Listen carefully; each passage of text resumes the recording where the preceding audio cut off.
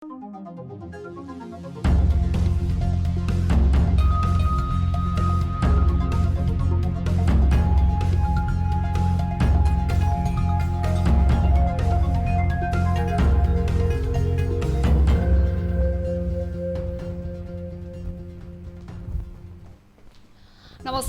यो news 24 television prime time न्यूजमा स्वागत छ। एमालेको माधव पक्षले ओली पक्षलाई बैठक रोकेर सहमतिमा आउन गरेको आग्रहलाई बेवास्ता गर्दै महाधिवेशनबाट अध्यक्ष र महासचिव मात्रै निर्वाचित गर्ने प्रस्ताव अघि सारिएको छ। उता जसपाले 16 नेतालाई कार्यकारिणी समितिबाट हटाउँदा महन्त ठाकुरको अध्यक्ष पद गुमेको छ। कांग्रेसमा महाधिवेशनको किचलो बढ्दैछ। महाधिवेशन समयमै गर्न नसक्ने अवस्था आउनुलाई वरिष्ठ नेता रामचन्द्र पौडेलले पार्टी सभापति देउवाको कमजोरी र लापरवाही मुख्य कारण रहेको आक्षेप लगाएका छन्। पहिरोका कारण विस्थापित बनेर नयाँ स्थानमा पुगेका सिन्धुपाल्चोकको लिलीवासीले 1 वर्षसम्म कष्टकर जीवन बिताएपछि बल्ल अस्थायी छानो पाएका छन्। यो सँगै कोरोना अपडेट, स्पोर्ट्स, इन्टरनेसनल र जिल्ला न्यूज आजको बुलेटिनमा महत्त्वका साथ समेटेका छौं। अब प्राइम टाइम न्यूजका हेडलाइन्स। एमालेले गर्यो विधान संशोधनको प्रस्ताव, अब अध्यक्ष मात्र निर्वाचित हुने। विधान संशोधन भेला भदौ 26 गते। माधव पक्षको असन्तुष्टि। महासचिव 1 जना, उपमहासचिव 2 जना र सचिवहरू 7 जना। जनता समाजवादी पार्टीको अध्यक्षबाट महन्त ठाकुर हटाइए। उपेन्द्र यादव जसपाको एकल अध्यक्ष हुने निर्वाचन आयोगको ठहर। राजेन्द्र महतोको शब्दमा गद्दारी भयो।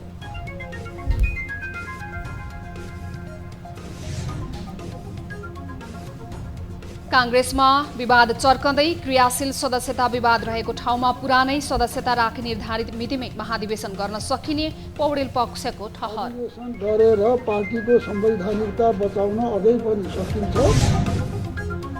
भूमि सम्बन्धी समस्या समाधान आयोग खारेजी कार्यान्वयन नगर्न सर्वोच्च अदालतको अन्तरिम आदेश बदर गर्न रिट निवेदकको माग।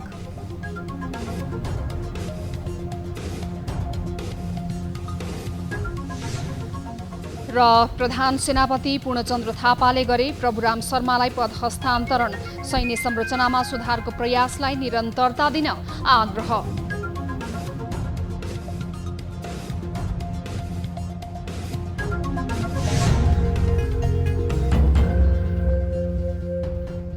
हामी निरन्तर न्यूजमा छौं। नेकपा एमालेमा पार्टीको अध्यक्ष मात्र निर्वाचित गर्ने केन्द्रीय कमिटी बैठकले प्रस्ताव गरेको छ। विधान संशोधन समितिले अध्यक्ष र महासचिव निर्वाचित गर्ने प्रस्ताव राखेकोमा त्यसलाई संशोधन गर्दै अध्यक्ष मात्र निर्वाचित गर्ने र बाँकी पदाधिकारी केन्द्रीय कमिटीबाट चयन हुने प्रस्ताव गरिएको छ। महाधिवेशनले अध्यक्ष र केन्द्रीय कमिटी सदस्यहरू मात्र निर्वाचित गर्नेछ। विधान संशोधन प्रस्तावमा 1 जना अध्यक्ष, 2 जना उपाध्यक्ष, महासचिव 1 जना, उपमहासचिव 2 जना, सचिव 7 जना हुने उल्लेख छ। अहिलेको कामको आवश्यकता, हाम्रो पार्टी फैलिँदै गएको अवस्था, यी सबै कुराहरूलाई ध्यानमा राखेर केन्द्रीय कमिटी 225 सदस्यीय हुने र त्यसमा अध्यक्ष 1 जना, उपाध्यक्ष 2 जना, महासचिव 1 जना, उपमहासचिव 2 जना र सचिवहरू 7 जना रहने गरिकन केन्द्रीय कमिटीको यो नयाँ संरचनाको प्रस्ताव गरेका छौँ। प्रदेश, जिल्ला र स्थानीय तहका कमिटीहरूमा पनि अध्यक्ष निर्वाचित हुने र बाँकी पदाधिकारी सम्बन्धित निर्वाचित कमिटीले निर्वाचित गर्ने प्रस्ताव गरिएको छ। 225 केन्द्रीय कमिटी सदस्य संख्या प्रस्ताव गरिएको छ। केन्द्रीय कमिटीले आज गरेको यो प्रस्तावलाई तल्लो तहमा पनि पठाइने भएको छ। विधान संशोधन प्रस्तावमा पोलिट ब्युरोको संरचना भने हटाइएको छ। एमालेले भदौ 26 र 27 गतेका लागि विधान अधिवेशन बोलाएको छ, तर वरिष्ठ नेता माधव नेपाल पक्षले भने विधान संशोधन र अधिवेशन स्थगित गर्न आग्रह गर्दै आएको छ। निर्वाचन आयोगले जनता समाजवादी पार्टी जसपाको अध्यक्षबाट महन्त ठाकुरलाई हटाएर उपेन्द्र यादवलाई एकल अध्यक्ष कायम गरेको छ। आज आयोगले जसपा केन्द्रीय कार्यकारिणी समितिको नयाँ विवरण अध्यावधिक गरेको हो, जसअनुसार केन्द्रीय कार्यकारिणी समिति 51बाट झरेर 35 सदस्यीय भएको छ भने अध्यक्षमा यादव मात्रै कायम भएको निर्वाचन आयोगले जानकारी दिएको छ। आयोगले आफ्नो पक्षलाई आधिकारिकता दिएपछि यादवले नयाँ विवरण अध्यावधिक गर्नका लागि बैठकको माइन्युट सहितका कागजात आयोगमा पेश गर्नुभएको थियो। आयोगले विवरण अध्यावधि गरेसँगै ठाकुर अध्यक्ष र केन्द्रीय कार्यकारिणी समिति सदस्य पदबाट समेत हट्नु भएको छ। यस्तै ठाकुर पक्षमा रहेका नेता राजेन्द्र महतो, शरद सिंह भण्डारी लगायतका नेताहरू पनि कार्यकारिणी सदस्यबाट हटाइएका छन्। उनीहरू साधारण सदस्य मात्रै छन्। ठाकुर र यादव दुवै पार्टीको आधिकारिकता दाबी गर्दै आयोग पुगेपछि आयोगले यादवलाई आधिकारिकता दिने निर्णय गरेको थियो। निर्वाचन आयोगले पार्टीको आधिकारिकता यादवलाई दिएपछि ठाकुर पक्षले सर्वोच्च अदालतमा दायर गरेको अहिले विचाराधीन अवस्थामा रहेको छ।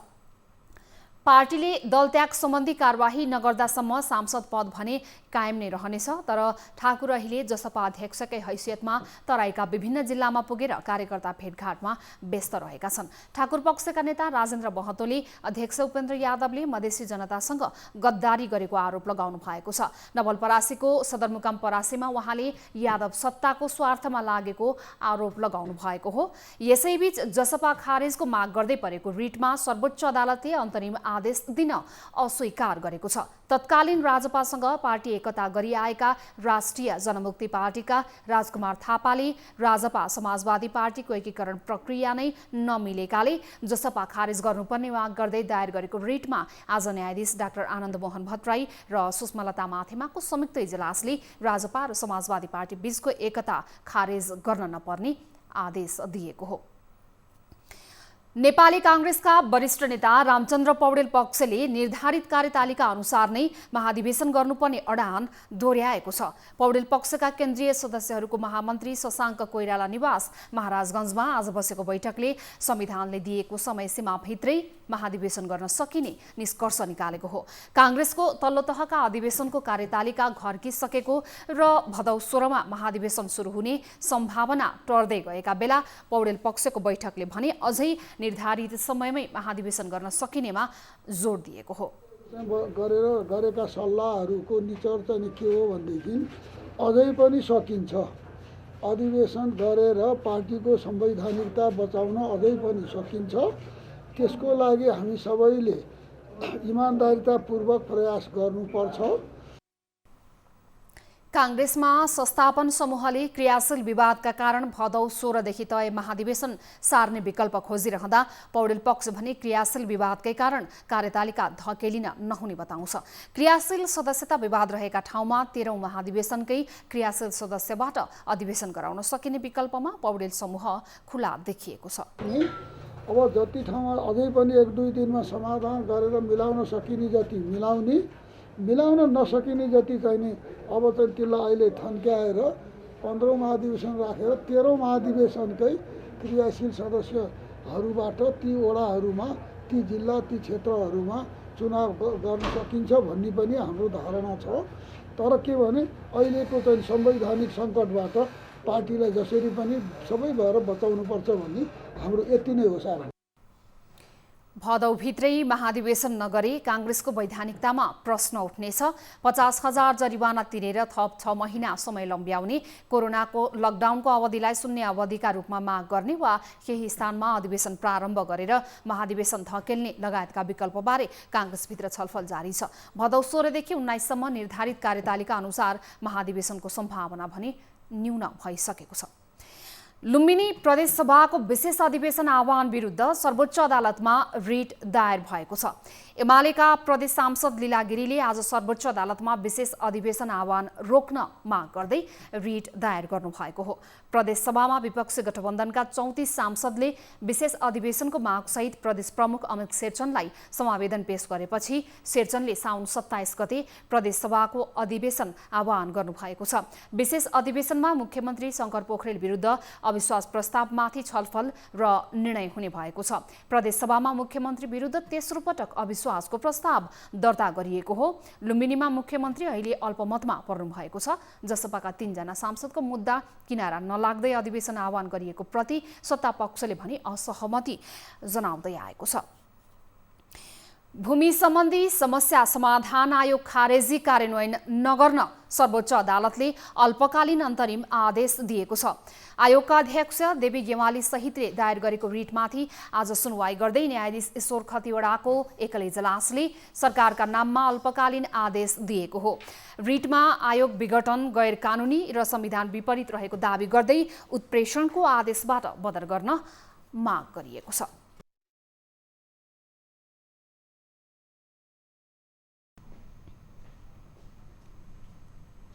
हामी निरन्तर न्युजमा छौं। प्रधान सेनापति पूर्णचन्द्र थापाले बलाधिकृत रथी प्रभु राम शर्मालाई संगठनको कमान्ड हस्तान्तरण गर्नुभएको छ। सैनिक मुख्यालय जङ्गी अड्डामा आज आयोजित कार्यक्रममा प्रधान सेनापति थापाले बलाधिकृत रथी शर्मालाई नेपाली सेनाको कमान्ड बुझारत गर्नुभएको हो। सरकारको सिफारिसमा राष्ट्रपति विद्यादेवी भण्डारीले शर्मालाई मंगलबारदेखि लागू हुने गरी कायम मुकायम प्रधान सेनापतिको जिम्मेवारी तोकिसक्नु भएको छ। सेनाको परम्परा अनुसार प्रधान सेनापति थापा आफ्नो 3 वर्षे कार्यकाल सक्नु 1 महिना अघि अर्थात् मंगलबारदेखि धरबन्दीमा रहने भएकाले सेनाको कमान्ड शर्मालाई हस्तान्तरण गरिएको हो। कायम मुकायम जिम्मेवारी तोकिनु भएका शर्माले आगामी भदौ 25 गतेदेखि नेपाली सेनाको 44औं प्रधान सेनापतिका रूपमा सैनिक नेतृत्व सम्हाल्नुहुनेछ। सेनाको अपरेसनल योजना निर्माण र कार्यान्वयन गर्ने युद्ध कार्य महानिर्देशक बलाधिकृत र बलाध्यक्ष दुवैको जिम्मेवारीमा रहनुभएका शर्मा राष्ट्रिय तथा अन्तर्राष्ट्रिय सुरक्षा सम्बन्धी समसामयिक समस्या तथा चुनौतीबारे पूर्ण जानकार हुन्। आफ्नो 37औं वर्ष लामो सैनिक सेवाका क्रममा गुल्म, गढ, वाहिनी, पुतना लगायत जङ्गी अड्डा सहित सैनिक सचिव, भर्ना छनौट निर्देशक, नीति तथा योजना निर्देशक सह बलाध्यक्ष सम्भार रथीको जिम्मेवारी सफलतापूर्वक सम्पन्न गर्नुभएका कायम मुकायम प्रधान सेनापति शर्मा नेपाली सेनाको हरेक जिम्मेवारीको बारेमा नजिकबाट अनुभव र ज्ञान भएको छ। संयुक्त राष्ट्रसङ्घको शान्ति मिसन अन्तर्गत पूर्वी टिमोरमा, गुल्म र कङ्गोमा गणको अन्तर्राष्ट्रिय कमान्ड गर्ने अवसर प्राप्त गर्नुभएका शर्मा भारतमा सम्पन्न भएको नेपाल र भारत द्विपक्षीय सल्लाहकार समूहको भेलामा समेत सहभागी हुनुभएको थियो। सरकारले स्वास्थ्य सामग्री खरिदमा भएको अनियमितता छानबिन गर्ने भएको छ। हालै सत्तारूढ गठबन्धनले तयार पारेको सरकारको न्यूनतम नीति तथा कार्यक्रम स्वास्थ्य सामग्री खरिदमा भएको अनियमितता छानबिन गर्ने उल्लेख छ। केपी शर्मा ओली नेतृत्वको अघिल्लो सरकारमा सहभागी उच्च राजनीतिक नेतृत्वकै संलग्नतामा अनियमितता भएको भन्दै आलोचना भएको थियो। प्रतिनिधि सभाको सार्वजनिक लेखा समितिले समेत कोरोना रोकथाम नियन्त्रण गर्न खरिद गरेको स्वास्थ्य सामग्रीमा उच्च पदस्थ व्यक्तिहरूले अनियमितता गरेको निष्कर्ष निकालिसकेको थियो। स्वास्थ्य सामग्री खरिद अनियमिततामा तत्कालीन उपप्रधानमन्त्री ईश्वर पोखरेल, तत्कालीन स्वास्थ्य मन्त्री भानुभक्त ढकाल, त्यस बेलामा स्वास्थ्य सचिव यादव कोइराला, स्वास्थ्य सेवा विभागका तत्कालीन महानिर्देशक महेन्द्र श्रेष्ठ, मन्त्री ढकाल, विज्ञ सल्लाहकार डाक्टर खेम कार्की लगायत अनियमिततामा मुछिएका छन्। कोरोनाको पहिलो लहरमा स्वास्थ्य सामग्री खरिद गर्दा भएको अनियमितता ओम्नी प्रकरण सार्वजनिक लेखा समितिले थप छानबिन गर्नुपर्ने भन्दै अख्तियार अनुसन्धान आयोगलाई जानकारी पठाइसकेको छ। नीतिगत रूपमा देखिसकेपछि सार्वजनिक लेखा समितिले पटक पटक छलफल गर्यो र छलफल गर्यो सरकारवाला व्यक्तिहरूसँग छलफल गरिसकेपछि यसमा चाहिँ थप अनुसन्धान गर्नुपर्छ भन्ने हामी निष्कर्षमा पुग्यौँ र लेखा समितिले चाहिँ अख्तियार दुरुपयोग अनुसन्धान आयोगलाई थप छानबिनको लागि पठाएको छ। अहिले यो विचाराधीन अवस्थामै छ र यसमा चाहिँ विशेष गरी उच्च पदाधिकारीहरूले आफ्नो अधिकारको दुरुपयोग गरे, नपाएको अधिकार प्रयोग गर्यो भन्ने खालको चाहिँ कुराहरू प्रारम्भिक चरणमा देखिएको छ।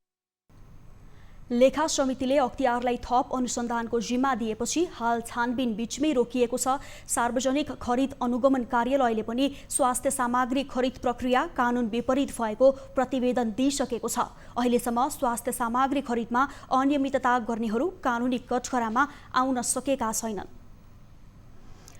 नेपालमा सोमबार थप 3651 जनामा कोरोना संक्रमण पुष्टि भएको छ।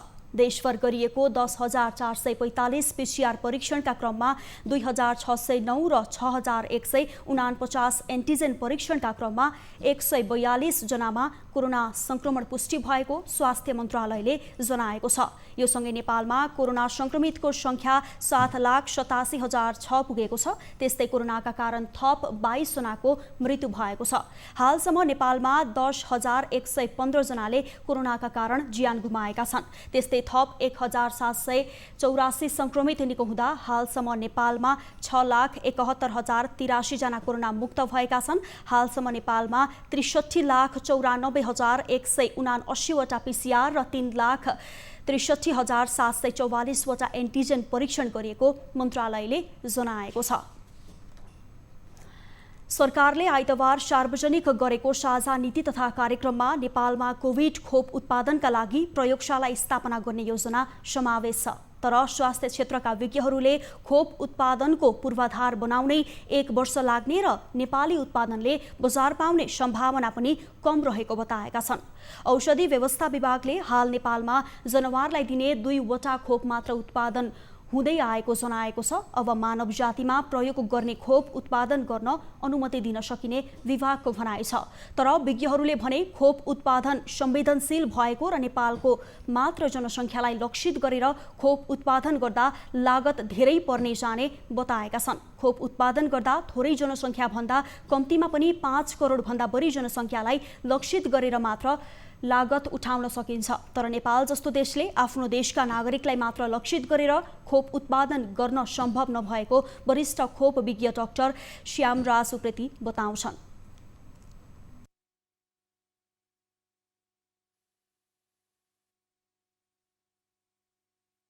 हाम्रो जनसङ्ख्या त्यति ठुलो छैन र हामीले जो थोरै जनसङ्ख्याको लागि भ्याक्सिन उत्पादन गर्यो भनेदेखि चाहिँ हामीले बाहिर किनेर ल्याउनु भन्दा पनि महँगो पर्न जान्छ र यस मानेमा हामीले भ्याक्सिनको उद्योग राखेमा हामीले नेपाल र नेपाल बाहिर पनि पठाउने हिसाबले अथवा चाहिँ बाहिर पनि हामीले पैठारी गर्ने हिसाबले उत्पादन गऱ्यौँ भनेदेखि चाहिँ त्यो उपयोगी होला। अन्यथा नेपालको लागि मात्रै नेपाली जनसङ्ख्याको थोरै जनसङ्ख्याको लागि मात्रै गर्दा चाहिँ त्यति लागत प्रभावकारी हुँदैन। नेपालमा खोप उत्पादन गर्ने प्रस्ताव लिएर हालसम्म एउटा औषधि कम्पनी औषधि व्यवस्था विभाग पुगेको छ। खोप उत्पादनको लागि विश्व स्वास्थ्य सङ्गठनले बनाएको मापदण्डलाई नै आधार बनाएर औषधि व्यवस्था विभागले उत्पादन अनुमति दिन सक्ने सरकारी अधिकारीहरू बताउँछन्। खोप पनि चाहिँ एक किसिमको चाहिँ प्रविधिमा आधारित चाहिँ एउटा उत्पादन हो र हामी कहाँ अहिले हेर्ने हो भने चाहिँ भेटनरी जुन चाहिँ प्रयोगको लागि हुने खोप उत्पादन गर्ने चाहिँ 2 वटा उत्पादकहरू अलरेडी छन्। एउटा चाहिँ हेक्स्टर भन्ने छ मल्टिनेसनलै जस्तो चाहिँ इन्डियाको एउटा कम्पनी र यो पनि हामी कहाँ चाहिँ सम्भव हुन्छ र अब सरकारको नीति कार्यक्रम पनि आएको छ र केही समय अगाडिदेखि नै यसलाई चाहिँ अब यो महामारी फैलिसँगै नेपालमा पनि यस्ता चाहिँ क्रिटिकल केयर लगायतका खोपहरूमा हामी कसरी चाहिँ आत्मनिर्भर बन्न सक्छौँ। नेपालमा 41 वटा औषधि उत्पादक कम्पनी छन्। हाल कुनै पनि कम्पनीसँग खोप उत्पादन गर्न सक्ने पूर्वाधार नभएको औषधि उत्पादक सङ्घले जानकारी दिएको छ। न्युजहरू अझै बाँकी छन्। यो समय हो लाइभ पोइ हात हुने ब्रेकको।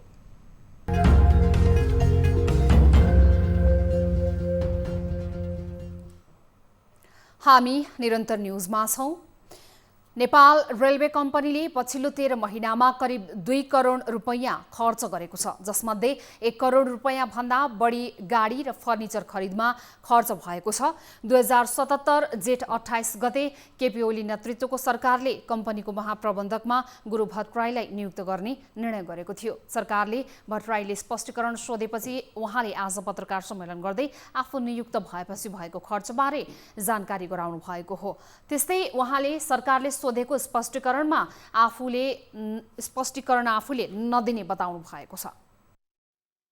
सरकारले सोधेको स्पष्टीकरणको जवाब मैले जुन चाहिँ विषय उठाएर मलाई स्पष्टीकरण सोधेको छ त्यो विषयको जवाब मैले दिन्न र जुन चाहिँ कानुन अथवा विधि अनुसार मलाई सोधिएको स्पष्टीकरण सोधिएको छ त्यो विधिमा गएर तपाईहरु पल्टाएर हेर्नुस्। त्यो विधिमा मलाई सोधेको विषय त्यहाँ छँदा पनि छैन।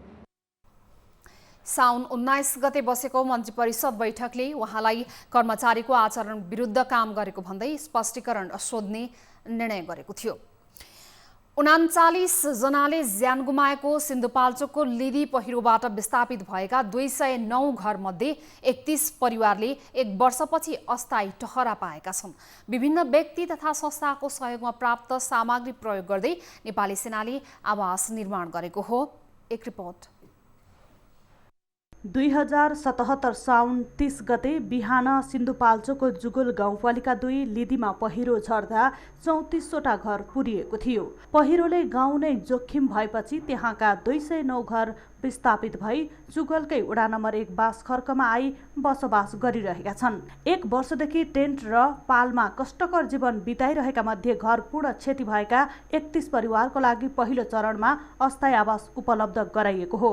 बासखर्कमा अस्थायी आवास निर्माणको लागि पहिलो पटक सिन्धुपाल्चोकका प्रमुख जिल्ला अधिकारी अरुण पोखरेलको समन्वयमा क्रिकेटर सन्दीप लामिछानेले जस्ता र फलामे डन्डी उपलब्ध गराएका थिए। त्यसपछि सिन्धु पर्यटन परिषद लगायतका विभिन्न संस्थाहरूले समेत आवश्यक सामग्री हस्तान्तरण गरेका थिए। लिदीमा विस्थापित सबै परिवार अहिले पनि बाँसखर्कमा नै बसिरहेका छन्। आफूहरू सबै आवासको उस्तै समस्यामा भए पनि पहिलो चरणमा अति प्रभावितलाई आवास दिएकोमा स्थानीयहरू समेत खुसी भएका छन्। अब स्थायी आवास छिट्टै बनाइदिनु पर्ने उनीहरूको माग छ।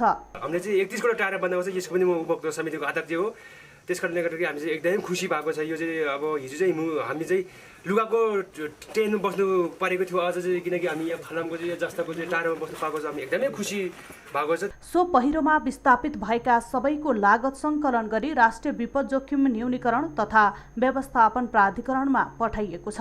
प्राधिकरणबाट लाभग्राही कायम भएपछि अस्थायी आवास निर्माणको लागि सरकारको पूर्व घोषित कार्यक्रम अन्तर्गत 50,000 र स्थायी आवास निर्माणको लागि 5 लाख रुपैयाँ पाउनेछन्। पहिरो प्रभावितहरू आफूहरू पहिलेकै स्थानमा बस्न नसक्ने भएकोले सरकारले जग्गाको पनि प्रबन्ध गरिदिन आग्रह गरेको र आफूहरूले समेत सोही अनुसार निर्णय गरी पठाएको वडा अध्यक्ष प्रताप लामाले बताए। यो टहर चाहिँ कस्तो खालको बनायो भने साँगचोक अथवा जहाँको पनि आउन सक्नुहुन्छ। अब यो पीडितहरूले चाहिँ घर बनाइसकेपछि अन्त उहाँहरूले छोडेर जाने हो। यो अहिले जुन बनाएको टहर यो जुगलको जुनै वडाको पनि पछि यस्तै विपद जोखिम भयो भने यहाँ आएर बस्ने खालको बनाएको अहिलेको यो जुन घरहरू चाहिँ बस्ती चाहिँ हामीले त्यस्तो खालको मोडलको बनाएको। नेपाली सेना गोरख बक्स गण चौताराले काम सुरु गरेको 1 महिनामा 31 अस्थायी टहरा निर्माण गरी पीडितलाई साँचो हस्तान्तरण गरेको हो। विपदको बेलामा नेपाली सेना सधैँ नागरिकको सेवामा समर्पित रहेको निर्मल श्रेष्ठले बताए। विपदमा परेका व्यक्तिहरूको लागि सहयोग गर्न अब हामी प्रतिबद्ध छौँ र तयारी हालतमा रहनेछौँ। अब यो हालसालै गएको मेलम्ची बाढीबाट मेलम्ची खोलामा आएको बाढी पश्चात पनि नेपाली सेनाले दुई स्थानमा खटेर विपद प्रतिकारीहरू गरेको छ। पहिरो प्रभावितहरूले ढिलै भए पनि केही राहत पाएका छन्। तर पहिरोको छोटो समयमै अस्थायी आवासको व्यवस्थापन गर्न सक्ने स्थानीय तह भने त्रिपाल र चामल बाँडेरै 1 वर्ष बिताउनु लज्जास्पद कुरा हो। अब बाँकी रहेका परिवारलाई पनि तत्काल सुरक्षित अस्थायी आवासमा सार्दै स्थायी आवास बनाउन सहयोग गर्नु स्थानीय तहको जिम्मेवारी हो। न्युज 24 टेलिभिजनका लागि सिन्धुपाल्चोकबाट टिभी जर्नलिस्ट विदुर गिरीको रिपोर्ट। केपी ओली सरकारले नेपाली जनतालाई पानी जहाज, रेलमार्ग र समृद्धिको सपना देखाएर नीति तथा कार्यक्रम र बजेट प्रस्तुत गर्यो। अहिले शेरबहादुर देउवा नेतृत्व गठबन्धनको सरकारले पनि सबैलाई आश देखाउने कार्यक्रम प्रस्तुत गरेको छ। यद्यपि विशेष परिस्थितिमा निर्माण भएको सरकारले लक्षित कार्यक्रम र योजना भन्दा पनि राजनीतिक सहमतिको दस्तावेज पेश गरेको विश्लेषकहरूको टिप्पणी छ। एक रिपोर्ट। ओलीको बहुमतको सरकार करिब 3.5 वर्षपछि हटेर बनेको गठबन्धनको सरकारले करिब 1 महिनापछि प्रस्तुत गरेको साझा कार्यक्रममा कोभिडदेखि पानी जहाज र रेलमार्गसम्मको विषय प्रस्तुत भएका छन्। गठबन्धन सरकारको तर्फबाट पेश भएको साझा कार्यक्रममा हवाई जहाजदेखि पानी जहाज, रेलमार्ग, केबुल कार सेवा, पर्यटन क्षेत्रको पुनरुत्थान, श्रमजीवी, बेरोजगार र विपन्न जनतालाई राहत कार्यक्रमको आर्थिक प्याकेज लगायतको कार्यक्रम उल्लेख गरिएको छ। स्वास्थ्य सामग्रीको खरिदमा भ्रष्टाचार, अनियमिततादेखि कालापानी, लिपुलेक, लिम्पियाधुराको विवाद सुल्टाउने भनिएको छ। आर्थिक पुनरुत्थानदेखि छिमेकी मुलुक तथा परराष्ट्र मामिलाका असमान सन्धि पुनरावलोकन गर्ने भनिएको छ। अमेरिकी सहयोग, मिलेनियम च्यालेन्ज कर्पोरेसन MCC को विषय लुकाइएको विश्लेषकहरूले बताएका छन्। साझा कार्यक्रममा तत्कालीन अर्थमन्त्री विष्णु पौडेलले अध्यादेशबाट ल्याएको बजेटले निरन्तरता पाउने हो या पूरक बजेट ल्याउने भन्ने विषय अन्यलमा देखिएको छ। साझा कार्यक्रम ओली सरकारको कार्यक्रम र योजनालाई घुमाउरो शैलीमा कपी गरिएको र ओली सरकारलाई बदनाम गराउन खोजिएको टिप्पणी जानकारहरूको छ। स्पिरिट के हो भन्ने कुरोले त्यहाँ त्यो हेर्दाखेरि देखिँदैन कि यो साझा जुन चाहिँ अहिले नीति तथा कार्यक्रममा आएको छ के हो त्यसको स्पिरिट भन्दाखेरि केपी ओलीलाई हटाउने र त्यो चाहिँ केपी ओली सरकारमा नजाओस्, सधैँ हामी गठबन्धनको रूपमा भए पनि सरकारमा बसिराखौँ र त्यसमा पनि अब नेपाली काङ्ग्रेस त आफै सक्षमै पात्र भयो।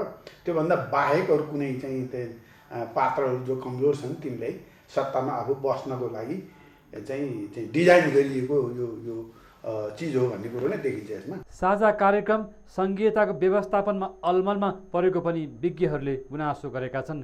चुनावी सरकार भएको कारणले पनि सरकारले कुनै खास लक्षित कार्यक्रम भन्दा पनि जनतालाई खुसी बनाउने कार्यक्रमलाई नै निरन्तरता दिएको अर्थविदहरूको बुझाइ छ। नेपाली काङ्ग्रेसले नेतृत्व गरेको सरकारको कार्यक्रम भन्दा पनि गठबन्धनलाई सन्तुलनमा राख्न ल्याइएको दस्तावेजको रूपमा जानकारहरूले अर्थाएका छन्। काङ्ग्रेस नेतृत्व सरकारले कुनै स्पष्ट योजना र खाका भन्दा पनि सबैलाई खुसी बनाएर सरकार चुनावसम्म जाने योजनामा देखिन्छ। न्युज 24 टेलिभिजनको लागि क्यामेरामा मदन सापकोटाको साथ टिभी जर्नलिस्ट नवराज चालिसे, काठमाडौँ। साउन महिनामा रौतहट जिल्लामा दैनिक हजारौंको संख्यामा बोलबम यात्रीहरू बोलबम जप्दै विभिन्न शिव मन्दिरहरूमा पुग्ने गरेका छन्। कोरोनाको यो महामारीमा पनि मन्दिरहरूमा भने भिड लाग्ने गरेको छ। इलाका प्रशासन कार्यालय चन्द्रनिगाहपुरले बोलबम हिँडेका यात्रीलाई रोकेर मास्क प्रयोग गर्न आग्रह गर्दै मास्क वितरण गर्दै आइरहेका छन्। बोलबम यात्रीलाई कोरोना जोखिमलाई मध्यनजर गर्दै सकेसम्म तीर्थयात्रा नगर्न र गर्नै परेमा स्वास्थ्य मापदण्डको पालना गर्न स्थानीय प्रशासन आग्रह गरेको छ। भरसक यो वर्ष चाहिँ यस्तो खालको धार्मिक यात्रा तीर्थयात्राहरू नगरिदेऊ, गर्नै त्यस्तो खालको गर्नमा पनि अब धेरै रोकेर पनि साध्य नहुने रहेछ। त्यसकारण अरूले रोक्छन् कि भनेर भन्दा पनि आफूले सावधानी अपाउँ। भिडभाड गर्दै शिवालय हिँडेका बोलबम यात्रीहरूबाट कोरोना संक्रमण फैलने हो कि भन्ने चिन्ता स्वास्थ्य कर्मीले लिन थालेका छन्। बोलबम यात्रीहरू चढेको सवारी साधन भरिभराउ हुन्छ, तर कसैले पनि मास्क लगाउने र सामाजिक दूरी पालना गरेको भने पाइँदैन। यसले कोरोना सर्ने जोखिम भएकाले सबैलाई सचेत भएर पूजा आजा गर्न स्वास्थ्य कर्मी सुझाउँछन्। पनि बमले मास्कहरू प्रयोग गरेको हुँदैन र यो दूरी कायम गरेको हुँदैन, स्वास्थ्यको मापदण्ड कुनै पनि अपनाएको हुँदैन। यसले गर्दाखेरि हामीमा यो अब कोरोना चाहिँ बाराको रौतहटमा, रौतहटको बारामा जाने धेरै ठुलो समस्या परिराखेको छ। कोरोना जोखिमकै कारण राजधानी काठमाडौँ लगायत मुलुकका विभिन्न मन्दिरहरू बन्द गरिएका छन्, तर प्रदेश नम्बर 2 मा भने सबै मठ मन्दिर खुला छन्।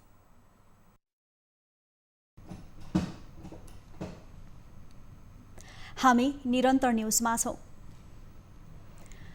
नेवार समुदायले मनाउने गुला पर्व सोमबारबाट सुरु भएको छ। साउन शुक्ल प्रतिपदादेखि 1 महिनासम्म मनाइने यस पर्वमा सांस्कृतिक बाजा गाजाका साथमा भगवान बुद्धको भजन कीर्तन गाएर मठ मन्दिर बौद्ध चैत्यहरू परिक्रमा गरिन्छ। एक रिपोर्ट।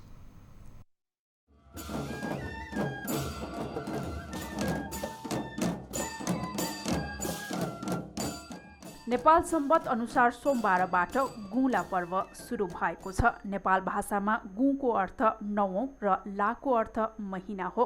यसरी गुलाको अर्थ 9औं महिना हो। नेपाल सम्वतको 9औं महिनामा मनाइने भएकोले यो पर्वलाई गुला पर्व भन्ने गरिएको हो र हरेक वर्ष साउन शुक्ल प्रतिपदाबाट सुरु हुने यो पर्व 1 महिनासम्म चल्छ।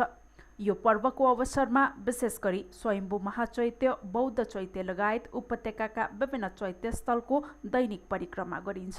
यस पर्वमा राङ्गाको सिङबाट बनाइएको न्याको बाजा बजाइन्छ। त्यस्तै डाफा, धा, पासुरी, धिमे, भुषा लगायत 9 बाजा बजाउने प्रचलन छ।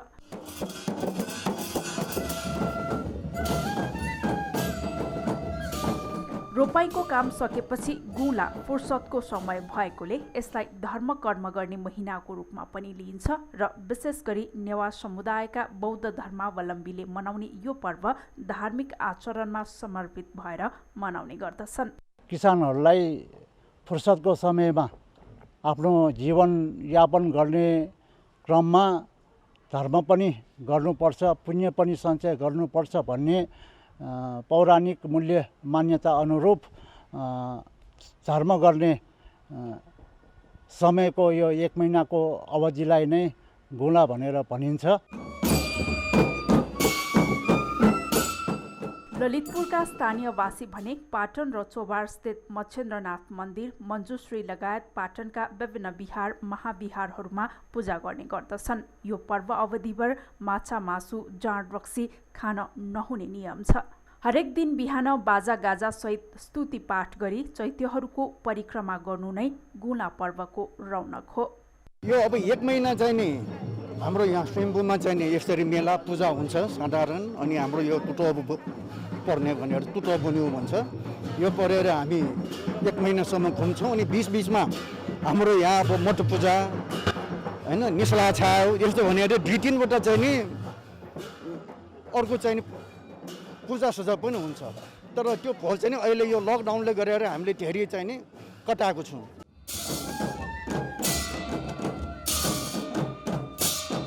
यस पर्वमा हरेक दिन मन्दिर घुमी प्रार्थना गर्दा असार श्रावणको झरीले निम्त्याउने प्राकृतिक विपत्ति र शारीरिक रोग व्याधि लगायतबाट बच्न सक्ने र शरीर स्वस्थ रहने जनविश्वास छ। धार्मिक दृष्टिकोणले यस पर्वसँगै नागपञ्चमी, पञ्चदान, रक्षाबन्धन, जनै पूर्णिमा, गाई जात्रा, मतया, देवपटनमा खड्ग जात्रा, कृष्ण अष्टमी, बुवाको मुख हेर्ने पर्व क्रमशः आउने गर्दछ।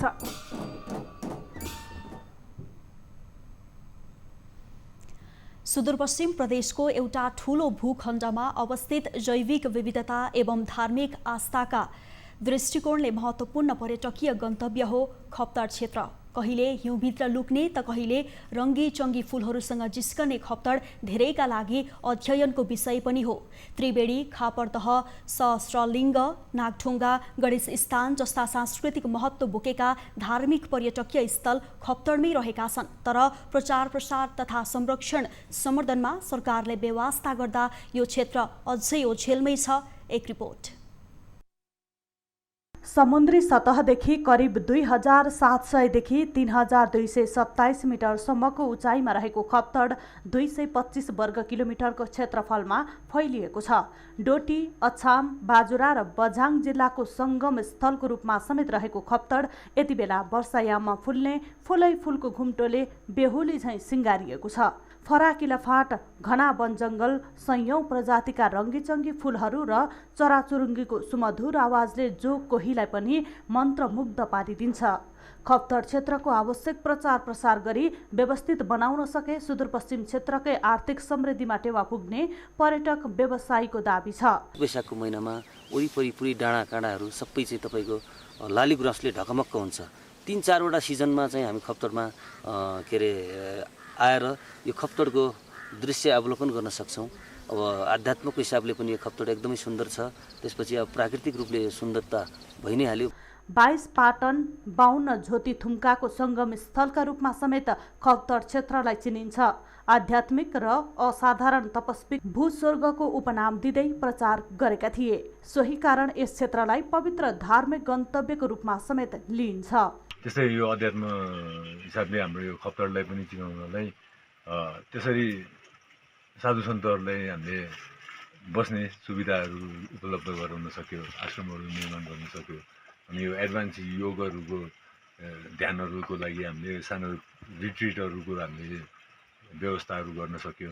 त्यो भने धेरै सजिलो हुन्छ जस्तो लाग्छ। तत्कालीन सरकारले विक्रम सम्मत 2042 सालमा 225 वर्ग किलोमिटर क्षेत्र समेटेर खप्तड राष्ट्रिय निकुञ्जको स्थापना गरेको थियो। पर्यटनको प्रचुर सम्भावना बोकेको यस क्षेत्रमा सरकारी लगानीको सदुपयोग हुन नसक्नु, खप्तडको विकास निर्माणमा भएको चरम भ्रष्टाचार र निर्माण गरिएका भौतिक संरचनाहरूको संरक्षण नहुनु लगायतका कारण यस क्षेत्रमा पर्यटक भित्र्याउन सकिएको छैन। खप्तड जुन चाहिँ नि पर्यटकको मुख्य केन्द्रबिन्दु रहेको छ, त्यसमा चाहिँ नि हामीले पर्यटकहरूलाई भित्राउनको लागि हामीले आफ्नो चालचलन, वेशभूषा, रीतिरिवाज र पर्यटकलाई चाहिँ नि सम्मान सत्कार गर्न सक्यो भने हाम्रो चाहिँ नि आर्थिक अवस्था माथि जान सक्छ र आर्थिक अवस्था सुधार हुन सक्छ। खप्तड क्षेत्रमा 224 प्रजातिका जडीबुटी, 537 प्रजातिका वनस्पति, 270 जातका चराचुरुङ्गी खप्तड क्षेत्रमा हेर्न पाइन्छ। विश्वकै दुर्लभ जातिको हरियो छेपारो खप्तडमै पाइन्छ। 12 महिना पानीको सतह एकै नासको हुने विशेषता रहेको 150 मिटर लम्बाइ 50 मिटर चौडाइ रहेको खप्तडमा दह पनि रहेको छ। हिउँदमा हिउँले पुरिने खप्तड वर्षायाममा सयौं प्रकारका फुलै फुलहरूको सुन्दर बगैँचा जस्तै देखिन्छ। देश समृद्धिको मेरुदण्डको रूपमा भूस्वर्ग खप्तडलाई विकास गर्न स्थानीय, प्रदेश र सङ्घ सरकारको ध्यान जान आवश्यक छ। न्युज 24 का लागि खप्तडबाट टिभी जर्नलिस्ट दिल बहादुर सिंहको रिपोर्ट। अब बिजनेस न्युज।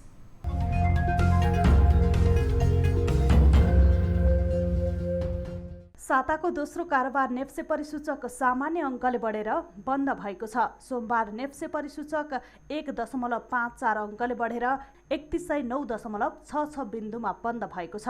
224 कम्पनीको 1,28,959 पटकको कारोबारमा 14 अर्ब 13 करोड 73 लाख रुपियाँ बराबरको 2 करोड 53 लाख 93 हजार किता सेयर खरिद बिक्री भएको छ। कारोबारमा आएका 8 कम्पनीको सेयर सकारात्मक सर्किट लेभलमा कारोबार भएको छ। Union hydro power, Nepal hydro develops, corporate development bank, ICFC finance, जीवन विकास लघुवित्त, Gandhi group, union life insurance र हिमालयन पावर पार्टनरको सेयर सकारात्मक सर्किट लेभलमा कारोबार भएको हो। सोमबार 13 उपसमूहमध्ये 5 उपसमूहको परिसूचक बढेको छ भने बाँकी 8 उपसमूहको परिसूचक घटेको छ। जलविद्युत र वित्त उपसमूहको परिसूचक 3.35% बढेको छ। त्यसैगरी व्यापार, होटेल तथा पर्यटन र डेभलपमेन्ट बैंक उपसमूहको परिसूचक 1% भन्दा बढी घटेको छ। कारोबार रकमका आधारमा अरुण भ्याली हाइड्रो पावर शीर्ष स्थानमा रहेको छ। सो कम्पनीको 67 करोड 6 लाख रुपियाँ भन्दा बढीको सेयर कारोबार भएको छ। त्यसैगरी अप्पर तामाकोशी, अपी पावर र सिन्जी पावरको 50 करोड भन्दा बढीको सेयर खरिद बिक्री भएको छ। नेपाली बजारमा सुनको मूल्य 4 महिना यताकै सस्तो भएको छ। छापावाला सुनको मूल्य सोमबार एकै दिन तोलामा 1000 रुपियाँले घटेर 89,000 रुपियाँ प्रति तोलामा कारोबार भएको छ, जुन गत वर्षको चैत्र 26 अघिकै मूल्य बराबर हो। सोमबारका लागि तेजाबी सुनको मूल्य पनि तोलामा 1000 रुपियाँले नै घटेर 88,550 रुपियाँमा झरेको छ। आइतबार 89,550 रुपियाँमा तेजाबी सुनको कारोबार भएको थियो।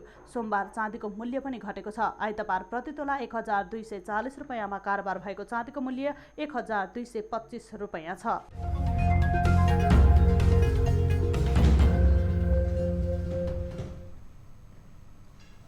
न्युजहरू अझै बाँकी छन्। यो समय हो लाइभ पोइ हात हुने ब्रेक।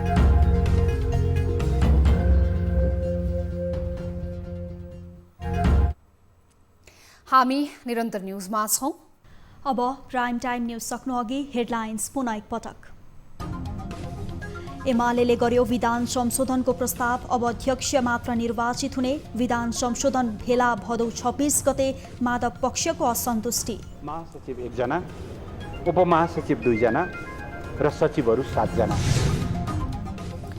जनता समाजवादी पार्टीको अध्यक्षबाट महन्त ठाकुर हटाइए। उपेन्द्र यादव जसपाको एकल अध्यक्ष हुने निर्वाचन आयोगको ठहर। राजेन्द्र महतोको शब्दमा गद्दारी भयो।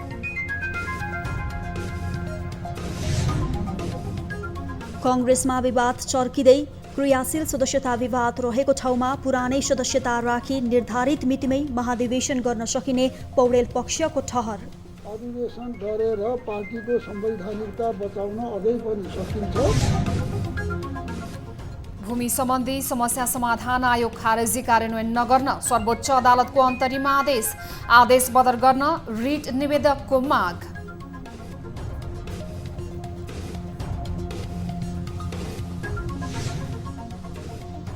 र प्रधान सेनापति पूर्णचन्द्र थापाले गरे प्रभु राम शर्मालाई पद हस्तान्तरण। सैन्य संरचनामा सुधारको प्रयासलाई निरन्तरता दिन आग्रह।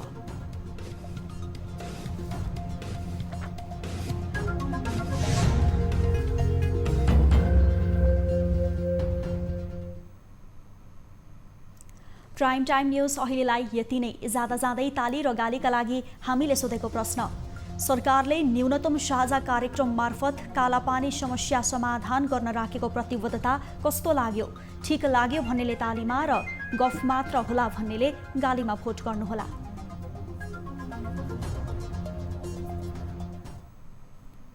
थप न्युजका लागि हाम्रो वेबसाइट www.news24nepal.com हेर्नुहोला। साथै हामीलाई फेसबुक, ट्विटर र युट्युबमा पनि फलो गर्न सक्नुहुन्छ। यस्तै मोबाइल, भाइबर र इमेलबाट 24 हेल्प डेस्कमा समस्या र गुनासो राख्न सक्नुहुनेछ। अहिलेलाई बिदा दिनुहोस्। हामी निरन्तर न्युजमा छौँ। नमस्ते।